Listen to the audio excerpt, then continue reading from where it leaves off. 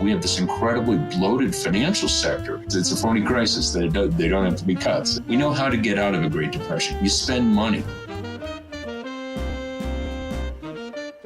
If we take a look at the typical worker, they're not doing fine. Hi, I'm Dean Baker. I'm your host for Mostly Economics. Thanks for joining us here.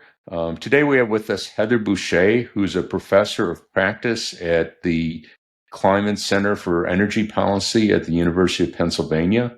Formerly, she was a member of the Council of Economic Advisors for President Biden. Prior to that, she was the executive director and founding executive director of the Center for Equitable Growth. And in ancient history, she worked with me at the Center for Economic and Policy Research. So welcome, Heather. Thanks for joining us here. Oh, it's a pleasure to be here with you, Dean. So exciting to get to see you via Zoom. And also, great to be here.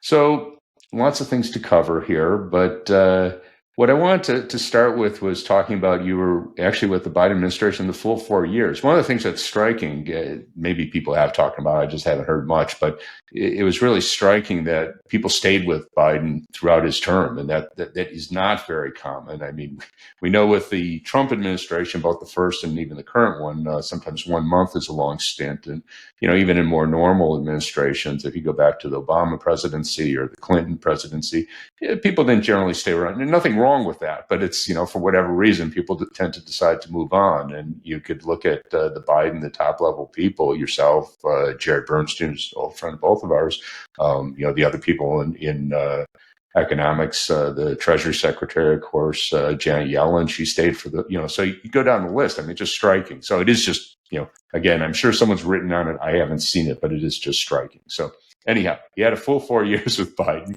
So let's start on the plus side. You guys did a lot, by my view. What do you see as the biggest accomplishments, the biggest successes?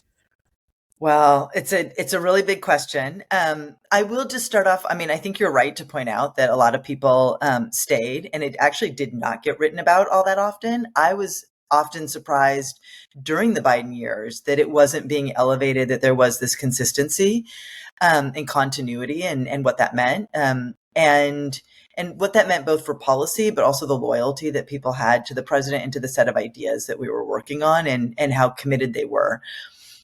When I think about what we accomplished, it's, there were so many really game-changing things. You think about the swift recovery from COVID and getting the vaccines out there, shots in arms and all of that, and getting the economy back up and running. That certainly was important. But I think that the most important legislative accomplishments was the trio of legislation, the Bipartisan Infrastructure Law, the CHIPS and Science Act, and the Inflation Reduction Act that combined were the culmination of the set of ideas that Joe Biden had talked about on the campaign as our agenda to build back better, that the economy wasn't really working for everyone pre-pandemic. And so we needed to focus on making these structural changes, these structural investments across our economy, both in the public sector and crowding in private sector investments, so that we could see strong shared growth in communities all across the country. So that pivot and that vision that there was a set of structural changes that needed to happen, I think that was the first thing. The second thing, which I think is a little bit more contentious, I spent my last 2 years as the chief economist for the Invest in America cabinet. And in that role, I traveled the country. And I went to a lot of red and purple places where those investments from those three laws were happening. And, met manufacturers, met people fixing up their airports, met people putting in place new electric school buses for their school districts, all different kinds of economic activity. And one of the things that was so important about how that played out is that those investments disproportionately went to places that needed it. It went to places that hadn't voted for Joe Biden in 2020, as it turns out, didn't vote for him in 2024, but places that had been left behind. And as an economist, right, who studied inequality for my entire career, there's no way that you can actually deal with inequality without investing in those left behind places. And if they happen to be of a different political persuasion, well, that's just the reality, and maybe those two are connected. But I'm very proud that we actually did took steps to address that kind of inequality, even if it didn't lead to the political outcomes we want. And quite frankly, what makes me most sad about that is that we did not get to continue the work. So, so these big game-changing structural investments, and that they disproportionately went to places that needed it the most.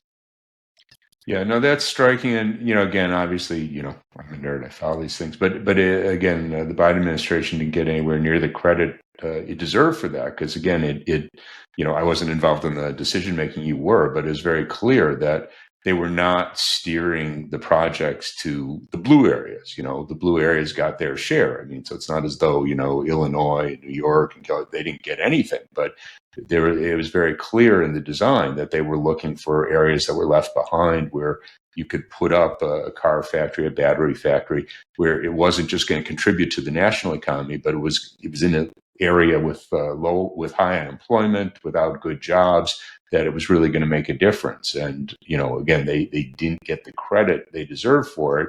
And one of the ironies, which I'm sure you're well aware of, is that you've had no shortage of Republican politicians who opposed these policies every step along the way, who are there for the ribbon cutting. They're there, and they're there to take credit. Well, and now Donald Trump is putting his name on, we talked a lot about signs, but quite frankly, we didn't do enough big ones that, really helped people understand. I think if I could wave a magic wand, I would have, I wish we would have done a much bigger, bolder, more exciting, advertising campaign about all these investments with, cool posters and art and more stuff. And that just didn't happen for all the reasons. And we didn't have a lot of time. 4 years is not a lot of time. 2 years isn't enough time to really kind of build, I think, all that kind of stuff up. But now you do see Trump putting his name in big red, all caps letters on these investments that were made possible by a set of policies that Joe Biden and a Democratic Congress made happen. I don't know if you saw it. If you didn't, I probably shouldn't tell you, because it's just going to get you angry. Transportation Secretary Sean Duffy was doing a photo op on the new Acellas and saying, "Oh, look what President Trump's doing. These new modern Acellas, which look very nice. I haven't been on one. I don't know if they're in operation yet, but they do look very nice." But obviously, Trump had nothing to do with this. This was appropriated under President Biden. He got it through Congress as part of his infrastructure bill. Great thing. I mean, I love trains, so it's a great thing, but it had nothing to do with Trump. But there they are, taking credit for it. So. No, and I mean, if I recall correctly, in the first Trump administration, his failure to get infrastructure across the line became a running joke. Like Infrastructure Week was this sort of Groundhog Day theme that they were going to do, and they never did it. No, these are some of the consequences of not winning an election, is not being able to really claim those wins at this moment. Yeah, when you mentioned how it didn't amount to any vote, it didn't amount, I shouldn't say any votes, but it didn't turn the red areas that got the investments blue. You might have seen it. Thomas Edsall, the New York Times columnist, had a piece about a month ago there about saying that deliverance, the question, this is a debate among political science types, does delivering get you votes? And, his poster child was, what was it? Our Texarkana, which is on the border of Texas and Arkansas, hence the name, and that had gotten a lot of public dollars from the infrastructure bill. I'm not sure which, some combination of the three bills that of course know about, and it has created jobs there, and yet it's still. I forget whether it became more or less blue, but it wasn't different. There was no notable difference between 20 and 24. So, I mean, his takeaway was deliverance didn't work. I'm a little hesitant to reach that conclusion. I mean, first, to my view, it's not a question. You don't do things just for politics. You obviously have to care about the politics, but you do things because it's good policy, which I think was generally what the Biden administration tried to do. But I'm a little hesitant to dismiss deliverance. I actually wrote a piece about it because it wasn't clear, if you looked at the aggregate data, that there was much of an improvement from 20 from 19 pre-COVID to 24. And, clearly, the infrastructure, the items that had come there from the Biden administration helped, but most people were not working at those factories and those projects. So, again, I'm not dismissing the idea that, they put forth. I just didn't see it as conclusive as he did. Well, I have a number of reactions to this. So one, there actually have been a number of studies. I'm actually working with a graduate student who's been working on this, but also CAP produced something and a couple of other folks that that these investments did actually help move things in the right direction, that places that got those investments, you did see a little bit of an uptick in support for Harris in 2024. Not enough to change the tide, but certainly important. The other thing to remember, and I know this sounds a little defensive, but since this is the topic that we're talking about right now, the other thing to remember from a science point of view is that we know that incumbents around the world had 2024 was a year where there was like more elections than any year in recent memory, right? There are all these elections. Incumbents did very badly. Inflation was a global phenomena. People were cranky all over the world, frustrated. They wanted to, I wanted to have a clean slate. But here in the US, Harris didn't do as bad as many other incumbents. And that is not good enough. But that does, I think, should give us some pause that it wasn't the kind of blowout that we saw in other countries. It wasn't as bad as perhaps it could have been. I also think of things like, okay, well, so that's point two. Point three is that I think we, and certainly us as economists, sometimes fall into this trap that good policy automatically means good politics. And a number of caveats here. So I visited 19 states. I visited all these places. And in most of the places, I was visiting communities where, if there was a factory going up, the walls were up, but the roof wasn't there yet. And looking at the data from the Bureau of Economic Analysis and talking to the folks on the ground, what I learned is that it takes about 2 years from when those investments, the money starts to be flowing out to make this factory, and when you actually start hiring workers. And in large part, when you start bringing in the capital equipment as well, because a lot of that isn't made in the United States, so it's imported, once you've got the roof. And if you did the math on that in terms of that sharp uptick that we saw in investment in the construction of new manufacturing facilities, 2 years after that was about, winter of 2025, well after the election. And that would have just been the start of these new jobs that were going to be showing up. So there was no reason to expect that people would automatically feel that in their communities if they weren't getting a very 360-degree message about what was happening. And then, of course, one day I was listening to NPR, and this story, just one anecdote, but the story was about how frustrated some small business owner was because of the infrastructure that was going on in their community that was then making it, people couldn't drive on the road in front of their business. And I was like, oh, good golly, now we have to worry about that. But it like, building infrastructure is annoying, right? So you're not automatically like, this is awesome. You're like, no, this is a pain, right? It's a nuisance. So it takes time, and that's what we didn't have. And I think both it took us so long to get the legislation across the finish line, and I think we didn't, history will tell this tale, but obviously we didn't do a good enough job communicating what the long-term benefits would be, what the benefits would be to communities. I think that the demise of local media, it actually played a really big role. You had these things happening and there wasn't stories about it in the way that I think people would have needed to hear. And so that's a lesson learned. I hope that the comms people are listening. The comms people I worked with were obviously all brilliant and wonderful, and I loved every one of them. But I think there's some deep lessons here. If you're going to do these kinds of big changes, how do you help people understand it and soften the ground? Maybe President Trump was thinking ahead when he said, oh, well, there might be some hiccups along the way. He said, oh, well, there might, we might see, when he was asked about a recession in March, he was like, well, maybe things won't go good for a while, but it's going to be good at the other end. And that certainly was never anything we said. I'm not saying that he's right, but it's been kind of curious to watch him do that. How much room will people give him to succeed? And how much room did they give Joe Biden to succeed? Yeah, I was, one of your biggest cheerleaders from the outside, and I harangued you occasionally, and probably Jared more about how come you aren't taking more credit, and starting with the initial recovery package. Trump signed the checks, he delayed the checks so he got his goddamn signature on them. Biden didn't put a signature on them, so where'd the checks come from? Well, they just came from heaven. No, he had to fight. He had very slim majorities, no votes to spare in either the House or Senate. He needed Vice President Harris to come in, cast the deciding vote in the Senate. They had a couple Democrats that voted against it, so I don't think there was a vote to spare in the House. He got it through, and it revived the economy. And again, this is something he got very little credit for. That by the end of the year, because I checked, and there's not anything to argue over. We got the unemployment rate down under 4%. No one had forecast that. You can go look at CBO's projections or anyone else's. Unemployment was still expected to be over 5% by the end of the year. That was a huge deal. Millions of people got jobs who would not have otherwise. And, we saw the wage growth. Again, we got the inflation, no doubt about that. But that was a worldwide phenomenon. And, the point you were making, again, hugely underappreciated, that at least here, that, the loss of incumbent parties everywhere. It's, you look at France, you look at England, incumbent parties got their butts kicked in the elections following COVID. And, the fact that, Trump won, that's, we can't argue about that, but it was a close race.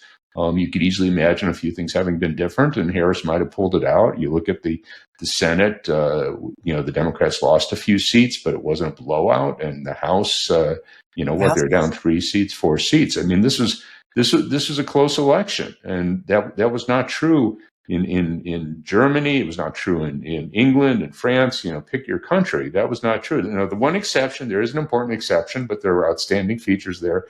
Canada, the incumbent party, and that was primarily because Donald Trump threatened to take over the country. So that those were unusual aspects there. But but given that, the Democrats did surprisingly well.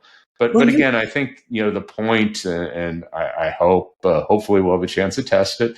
The Democrats really have to do a better job of taking credit. Trump takes credit for everything in the world, even things that he had nothing to do with. Starting with the recovery package, but even the infrastructure bill. I don't know how many times you might have had this experience. I talked about the factory boom, and very few people. And I'm not talking about someone that randomly grabbed off a bus. I mean, I've talked to reporters. And I talk about the factory boom, and they go, and factory construction was at twice the level, more than twice the level it had been at in 2019. That's adjusted for inflation. So no one's playing with funny numbers here. This is adjusted for inflation. We had twice the level of factory construction in 2024 we did in 2019. It was just incredible boom. As far as we have data, I mean, maybe someone's going back to the 20s and can tell me otherwise. But as far as the Bureau of Economic Analysis has reliable data, we've never seen anything like that. And, people went in, Trump was going to bring back manufacturing. Well, Biden really did a huge amount to do that and, got very little credit. Well, and of course, on that same chart where you see the boom in manufacturing, in Trump's first term, manufacturing investment declined, right? Yeah. So he tried tariffs, didn't work. We did something different, which was we kept his tariffs, so we can talk about that. But we said, hey, what can you do to crowd in investment in the sectors that matter? Where is it that the United States could be a leader, needs to lead for national economic security reasons? Let's crowd this money in. In 2019, we were all talking about secular stagnation. There was a lot of capital sitting on the sidelines. We pulled that into the economy. And, what you've seen with that indicator since Trump has been elected is it's been falling down. It's still relatively high in historical terms, but we'll see where it goes.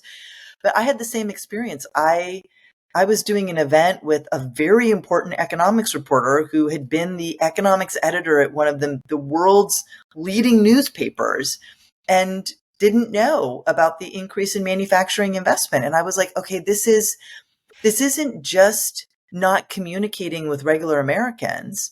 It is that the people that are responsible for telling regular Americans what's happening in the economy weren't paying attention. And the other thing you said that I'm going to be like a difficult podcast guest. I'm going to throw a question back at you, Dean. But one of the things that I noticed time and again over the past 4 years was that the models that forecasters use to predict economic outcomes didn't get it right. That you think about you talked about the CBO prediction, other people's predictions at, how low unemployment would go. And that's a chart where it's like the forecast was it was going to stay this high. In reality, it was down here. The forecast for what we would see in investment in terms of, construction and manufacturing was not predicted. I have a whole slide deck where I go through all of these different economic indicators that were really important and how we were outpacing expectations. And specifically, when you think about some of the clean energy industries that we're really trying to cultivate, people are like, oh, it's going to be at, 10. And here we were like doing 20, right? Whatever that metric is, but really outpacing expectations. So what got me was that instead of, when I went on TV almost every week, I was usually asked, why isn't the economy as good as you think it is? Like, when's the recession coming, Heather? And why can't you get inflation down? And I was almost never asked, hey, why is your economy outperforming expectations? You are exceeding expectations. And so my big question coming out of the administration for the macroeconomists is there something wrong with our models? Or is it the economists that are interpreting them? What do you think about that? Well, I definitely say there's something wrong with the models. I mean, we have, first and foremost, at the base in pretty much every macro model. I mean, I'm sure there's an exception, but, you have the non-accelerating inflation rate of unemployment, which is in there one way or another. It's, whether it's there or the natural rate of interest that equilibrates, keeps inflation from rising. I mean, those end up being the same thing. I mean, we could go into technical details, but those end up being the same thing. But those are really front and center in the models. And my view is neither of those is stable. Let's just put it that way. I mean, so you could, I've argued about this for decades. And, do I think we could get as low an unemployment rate as we want and not have inflation? Well, if you don't change anything structurally, no. At some point, the unemployment rate hits 3.5%. It hits 3. It hits 2. Somewhere, if you keep pushing on the economy, you are going to get inflation. I don't think there's any two ways about that. But my argument with the people doing these models has always been, there's no reason to think that's a stable point. That will change over time, and it could even change, as a result of low unemployment. What I've always felt, and I'm sure someone's written this, I have not, or other than like sketching it in some columns or something, but a low unemployment rate allows you to get a lower unemployment rate. So, going to ancient history in the 90s, it was absolute dogma that the NAIRU, the non-accelerated inflation rate of unemployment, was somewhere near 6%. I mean, you got a range 5.6 to 6.4, but 6% was the middle, and the 5.6 would be about as low as serious economists would have said. And if you go back to the 90s, we got the unemployment rate down to 6%. Greenspan started to raise interest rates to keep it from falling further, but what happened was the unemployment rate continued to fall. And give Greenspan, I'm not a Greenspan fan particularly, but I give him credit, he actually lowered rates at one point. He said, I don't see inflation. To his credit, he wasn't an orthodox economist, so he didn't really buy into this. He goes, I don't see inflation. So he said, let the economy grow. The unemployment rate kept going down, hit 5%. You actually had, Clinton's appointees, Janet Yellen, a lot of respect for her. She went there and said, you got to raise rates, because we're going to have inflation. He didn't raise rates. The unemployment rate got to 4.5%, got to 4%. We had year-round average in 2000, 4% unemployment. A lot of people got employed, wouldn't have been able to get jobs otherwise, particularly people disadvantaged, discriminated against in the labor market, blacks, Hispanics, people with disabilities, people with criminal records. Great story. We saw that again in 222, 223. Great story. But, could you have predicted that in advance? Well, I don't think a good model, I mean, I couldn't guarantee anything there. But the one thing I could say is those estimates of NAIRU were way, way off the mark. And we would have paid an enormous price economically if we had done what Janet Yellen had said. And again, I don't want to pick on her. This is the consensus within the economics profession. Raise rates, don't let the unemployment rate get down. So I think, it's a problem. And, I know I've talked with any number of economists that are looking at me like, you're just making stuff up. And I'm going, no, I mean, I could give you a number, but the whole point is it's not a stable number. And that's something that, I think economists, for the most part, don't really want to accept, because obviously it makes the exercise much more difficult. When will inflation start rising? We don't know. Well, it really brings in the need for connection to reality and connection to the goals of what it is that you're trying to achieve. Like, kudos to Greenspan at that moment, acknowledging that what he was trying to achieve wasn't the accolades of his peers for following the model, but actually the real world outcomes for people and families across the country, right? Focusing on, we're not seeing inflation, we can let it go. I think that's also a really important, like, not kind of falling back on our technocratic credentials is a really important piece of that story. Yeah, I'm going to say, again, I'm going to put in a word for Jerome Powell. I was his biggest advocate for being reappointed because Janet Yellen was raising rates. Janet Yellen preceded Powell as Fed chair, and she was raising rates. And Powell came in there. She had to schedule rate increases, pretty much, not locked in, but, she was, on a path of raising rates because the unemployment rate she felt was, hitting, levels where it's going to cause inflation. Powell turned around, I think it was in 2017, might have been 2018. He lowered rates and he let the unemployment rate continue to fall. And we got down to 3.4%. This was under the Trump administration. So I'm not trying to, butter up a Democrat. This was under Trump. That was a great thing, and Powell did it. It was a Trump appointee originally. He hates him now, but, he was a Trump appointee. And I was very happy that Powell was reappointed. Again, I got a lot of my friends pissed because, they wanted someone else there. But I thought, look, the guy did the right thing. We should reward that. And, hopefully he'll stick with those policies, which he did largely. I mean, I actually think. Well, I mean, he got, and we had the unemployment rate below 4% for 30 months in a row. And, I think, and I think they did a good job of focusing on inflation, but not setting aside that full employment goal. I agree with you there. Yeah. So anyhow, yes, I think your criticisms of macro models are entirely appropriate. I share them, and again, it's not.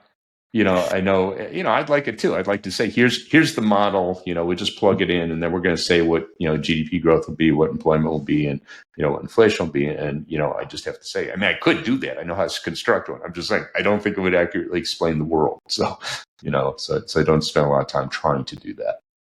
Yeah. I think that makes a lot of sense. And also it does speak to how we're allowing these national conversations about economic success to happen. So if, your voice is so important, the voice of so many other folks who are really trying to bring in the expertise in the real world, like what does this mean for people and families, is just really important. I fear that what we saw too much of during the Biden years is a lot of economists out there making the case that because we weren't doing their preferred policy, it was obviously wrongheaded and a failure.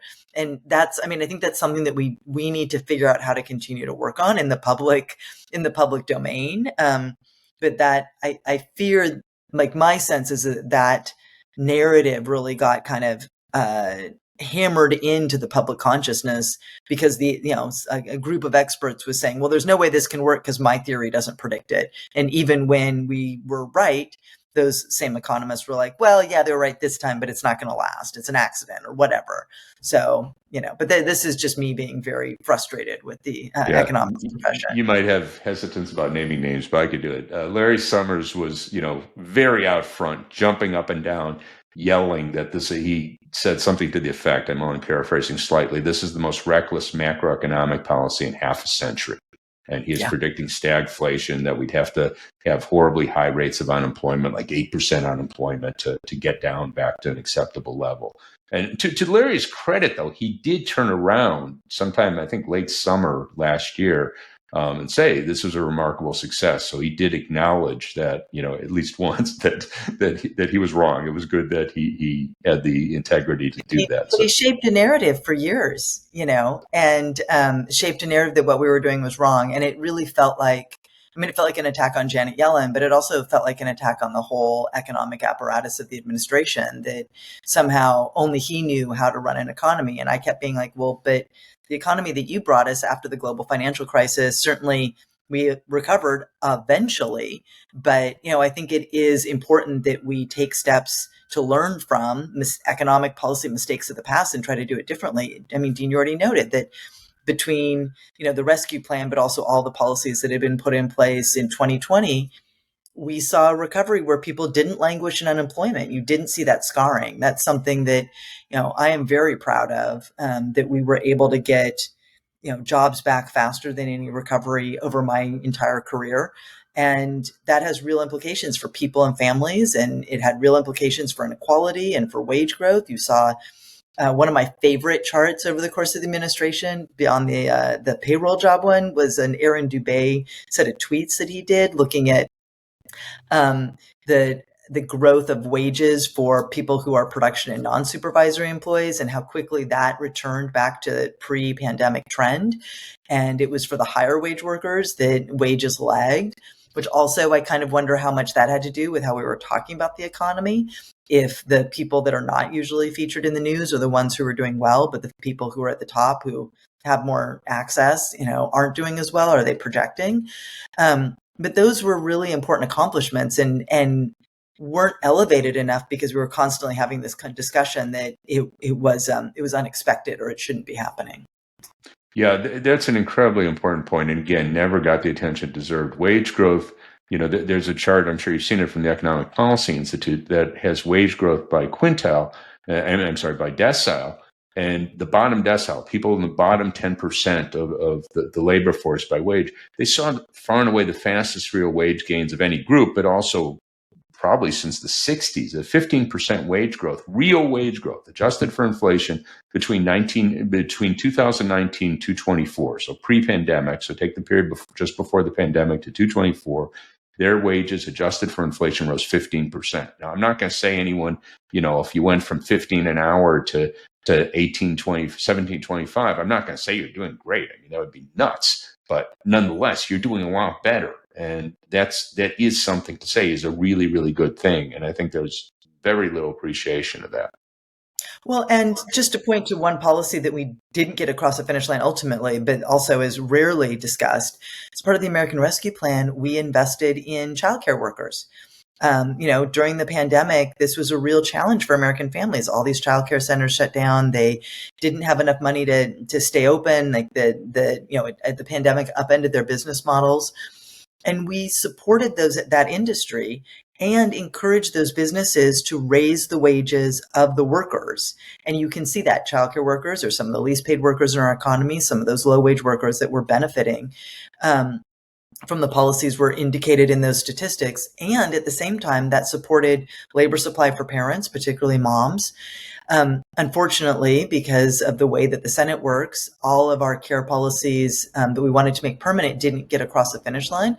I think that's also an underappreciated piece of the cost narrative, that families needed these, what I would call kitchen table issues, healthcare, childcare, care for the aging and the elderly, the housing supply stuff. All of that was left on the cutting room floor. And really made it hard when we were talking about rising costs for families. We had done some stuff, we had done a number of things in supply chains, but that was somewhat complicated. Yeah, I think if we'd been able to say, hey, we are going to keep your childcare costs down and we're going to make sure those workers are paid fairly, I think that would have really helped our ability to connect with people. And I see this happening now in places around the country. Of course, in the New York City mayoral race, access to childcare is a hot button issue. New Mexico. Just expanded the subsidies that they're doing for childcare to include everyone in the state. I think it's a very politically compelling issue that, again, we wrote a lot about it at CEA, and my colleagues, to give a shout out to them, Bo and Julia and a bunch of folks. Chloe did this amazing research, summarizing all the statistics that I just told you about childcare workers and childcare industry. It was really quite incredible, but it didn't get a lot of attention ultimately.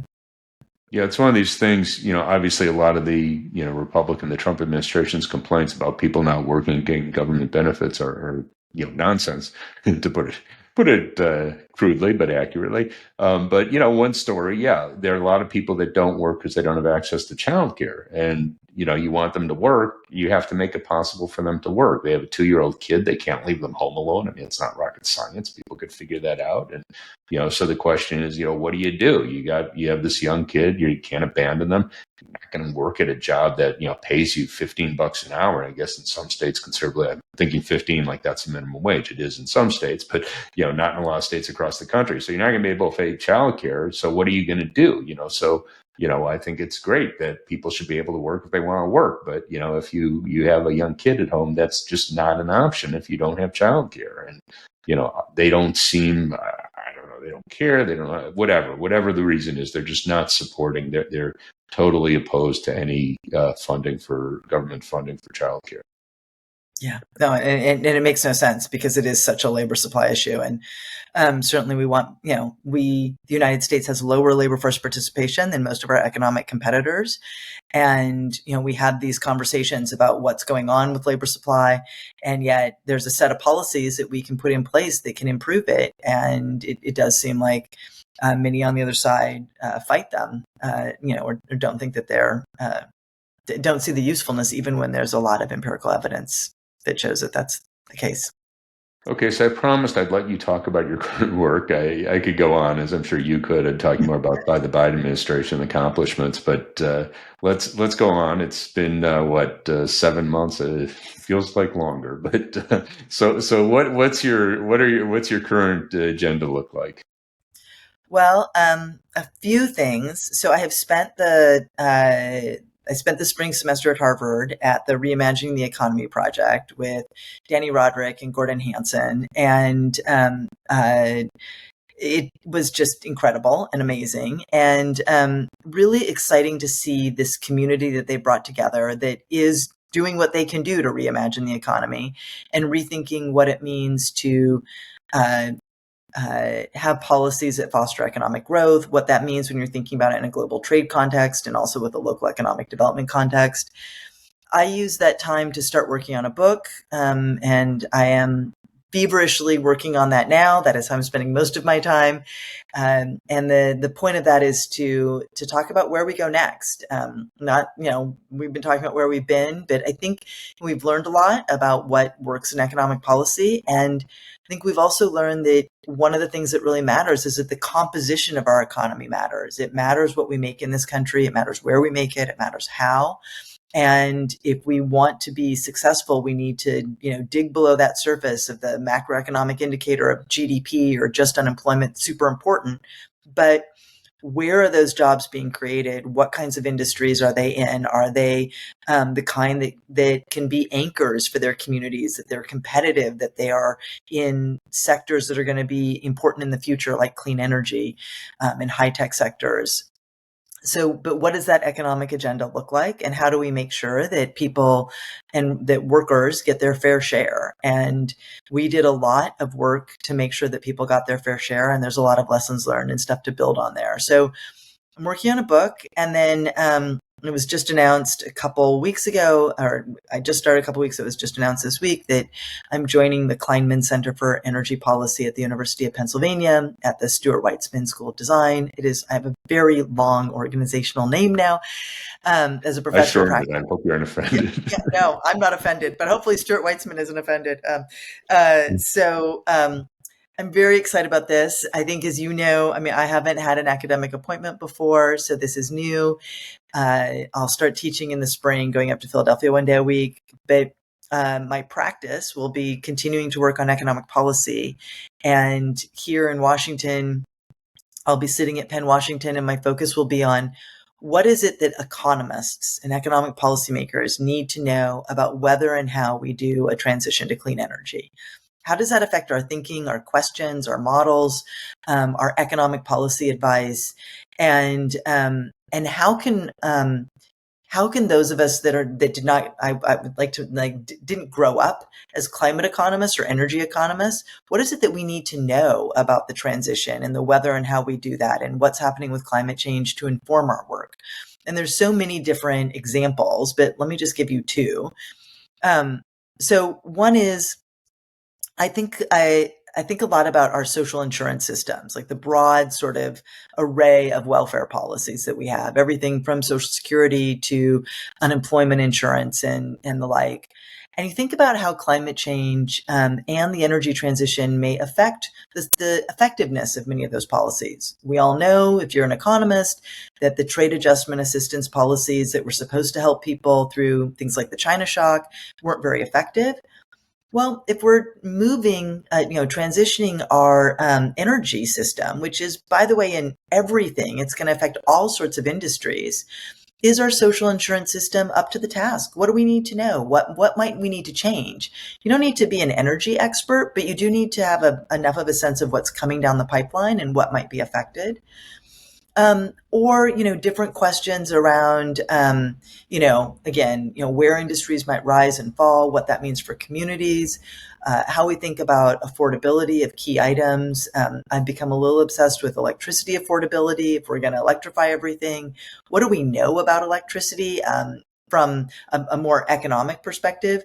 I've known you for a long time, Dean, and I know that you can tell me everything that I never wanted to know about the oil market that you as a macroeconomist need to know.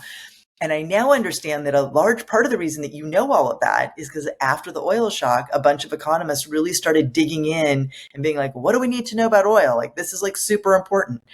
And we need to do that for electricity. And right now it's so complicated. There are different markets all over the country. The prices are really complicated. There isn't a dashboard that you can get to help you understand these prices. And yet 10 years down the road, if we do this, we're going to need that. So what are the tools, how do we get ahead of these questions that are not so much energy or climate questions, but what does that mean for my toolkit for economic policymaking? And then I've been obsessed, and I did this during the Biden-Harris administration. I led our work to incorporate physical damages of climate change and the costs and benefits of the clean energy transition into our economic forecast that underpins the president's budget.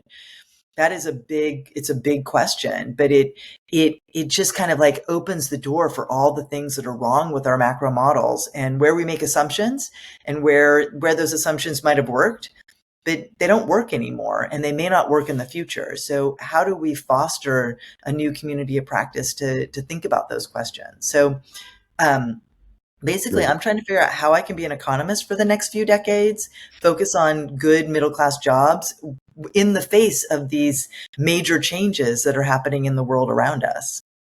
That last point, it is incredibly important for non-nerds. So just to try and elaborate on that a little bit, the way in our GDP accounts, if we're destroying, large chunks of the, wildlife of, things people value. So it's not just I feel good about it. People spend money going to national parks, going hiking, hunting, fishing. People do those things. So it's not whether you like it or not. People value that.